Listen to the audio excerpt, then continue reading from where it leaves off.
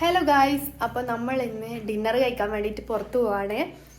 Beef മന്തി കഴിക്കാമെന്ന് വിചാരിക്കുന്നത്. അപ്പോൾ ഇവിടെ നല്ല അടിപൊളി മന്തി കിട്ടുന്ന സ്പോട്ട് തൃക്കരിപ്പൂരുള്ള കാസാഡൈൻ എന്ന് പറഞ്ഞിട്ടുള്ള റെസ്റ്റോറൻ്റാണ്. അപ്പം ഞങ്ങൾ 1-2 തവണ പോയിട്ടുണ്ട്. അടിപൊളി മന്തിയാണ്.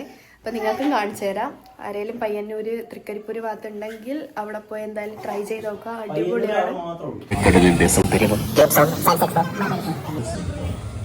നമ്മളിതാ റെസ്റ്റോറൻറ്റിൽ എത്തിയിട്ടുണ്ട്. കേൾക്കുന്നുണ്ടോയെന്ന് അറിയില്ല, വണ്ടീൻ്റെ ഒച്ചയുണ്ട്. കണ്ടോ, കാസാഡ നല്ല റെസ്റ്റോറൻ്റ് കേട്ടോ. ഞാൻ വന്നതിൽ വെച്ചിട്ട് നല്ല വൃത്തിയൊക്കെ ഇല്ല, അത്യാവശ്യം നല്ല ഫുഡൊക്കെ അടിപൊളിയാണ്. പിന്നെ വരുന്ന വഴിക്ക് കുറച്ച് ബ്ലോക്ക് കിട്ടിയിട്ടുണ്ടായിരുന്നു. ഇവിടെ അടുത്തൊരു അമ്പലത്തിൽ 25 വർഷം കൂടുമ്പോൾ നടക്കുന്ന ഉത്സവം. അപ്പോൾ അതിനെ കൊണ്ട് കുറച്ച് ബ്ലോക്ക് ഉണ്ടായിരുന്നു. അത് കഴിഞ്ഞ് നേരെ വന്നപ്പോഴത്തേന് റെയിൽവേ ഗേറ്റ് അടച്ച് കുറച്ച് ടൈം എടുത്തെത്താൻ.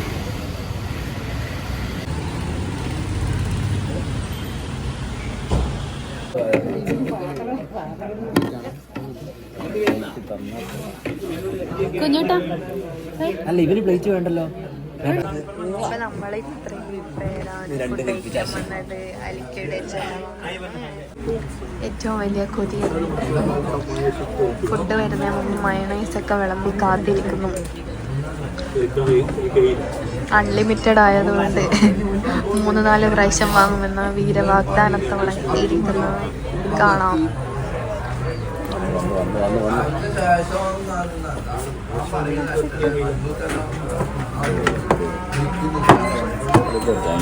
നല്ല ബീഫ് മന്തി കണ്ടു.